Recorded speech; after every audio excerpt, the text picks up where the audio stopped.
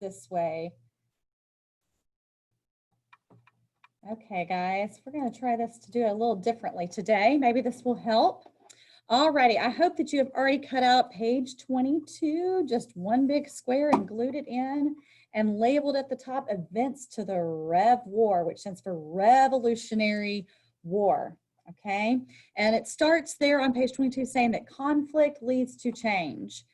England's motivations for establishing colonies were to increase its world power and to benefit economically. Whenever you see that word, that means money. Economics deals with money from trade with its colonies. So they wanted power and they wanted money, okay? In other words, to benefit England and later Great Britain. So England wanted all that benefit. That's why they sent people to the colonies, was for them to have some power and some money. But instead of getting rich, Great Britain fought a long, hard, far from home, expensive war to protect its American colonies. And that's the war we talked about last week. The French and Indian War emptied Great Britain's treasury. Great Britain decided it was time for change. And we talked about wars cost a lot of money. I hope that you also listened to the rap. I've got it in my notes in there if you were able to print it and have it. Because just like any war, man, it costs a lot of money, okay? And so Britain is out a lot of money. And they're like, we fought that war to protect you, colonists, so you should pay for it. And in a way, you can kind of see their side. They had defended the colonies' land and increased the size that the people of the colonies could go and live on. However, what is failed to mention here is that Britain and France were already at war all over the world. They were fighting in Australia, they were fighting in India, they were fighting over territories everywhere, but they only wanted the colonies to pay for everything. So just that little note there. So British control over the colonies. This is what they had, okay? Many of the English colonies were established by a charter. A charter described the land that the colonies were allowed to settle, colonists' responsibilities, such as they were supposed to spread Christianity, they were supposed to look for gold, the rules and rights of the colonists in their new colony, the ways the colonists could participate in making rules and decisions, and that colonies in the New World were still British subjects and had the duty to be loyal to the British Crown, meaning you should still do what the king says.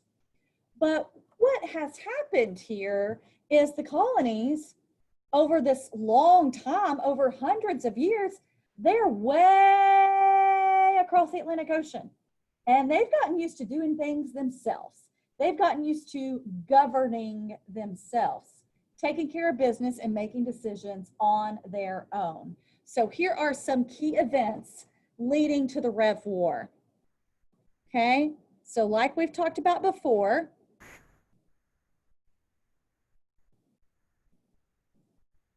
from 1620 to 1732, the colonies were founded.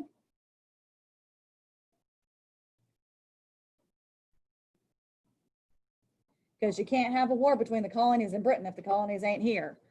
But also, you have to understand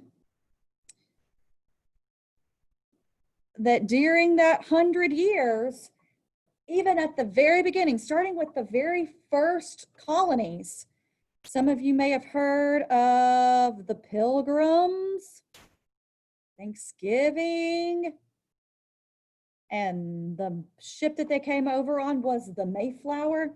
So there's my ship. Got some little colonists. Hey, we're coming over to the New World. Woohoo! The ship is called the Mayflower. Well, on the Mayflower, the first one of the first groups of people to come over, they got together and they said, how do we want our new country to be run? How do we want to get along together? And they wrote the Mayflower Compact.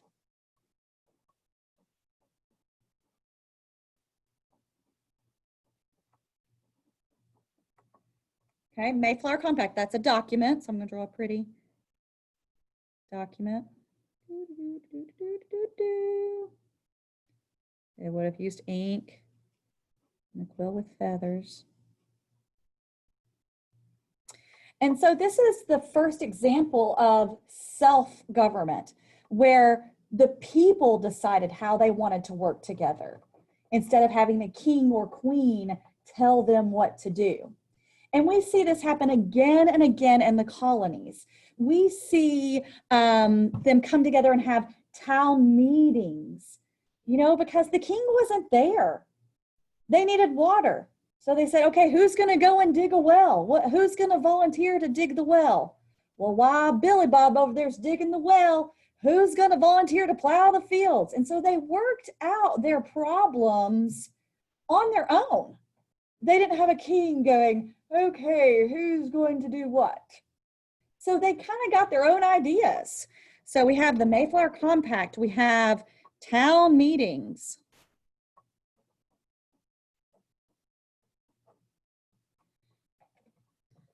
A famous town group was the House of Burgesses in Virginia.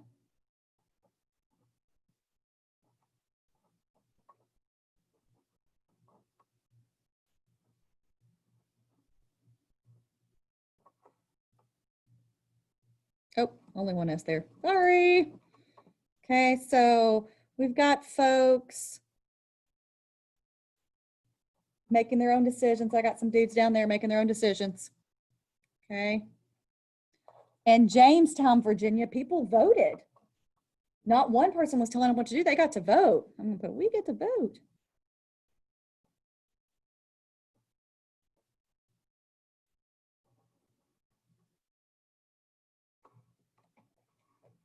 And they were coming up with decisions, you know, saying, I think we should do it this way. I agree. Who agrees? Who votes?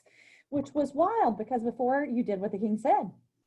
And so this voting idea kind of was birthed here in the colonies. So when the British decide, no, we don't like the way you're running things, it causes problems. So we have the colonies founded. Shortly after that, as we've seen in our history, in 1751 to 1763, we have the French and Indian War that we talked about last week.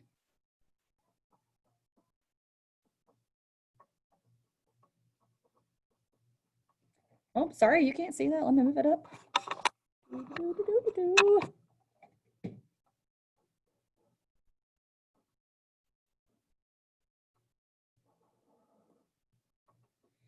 And I'm going to put dollar bill signs. Okay, because we're just kind of tying it all together. The colonies were founded. People were making their own decisions. And then Great Britain gets mad because they spent so much money on the French and Indian War, and they start looking at the colonies. How would you feel if I came to you in class right now and I said, excuse me, you owe me $10 right now. Put it in my hand right now. And you're like, well, what for? And I say, well, we're out of coffee in the teacher workroom. And since you go to school here, I think you should pay for that. And you're sitting there going, but I don't drink coffee. I'm a student. What does this have to do with me? And I said, oh, I don't care. You owe me $10. Well, that's kind of how the colonists felt about the French and Indian War. Some of them weren't even around any of the battles, didn't have anything to do with it, but yet they are getting taxed by Britain. And we'll talk about those taxes in our next bit of notes.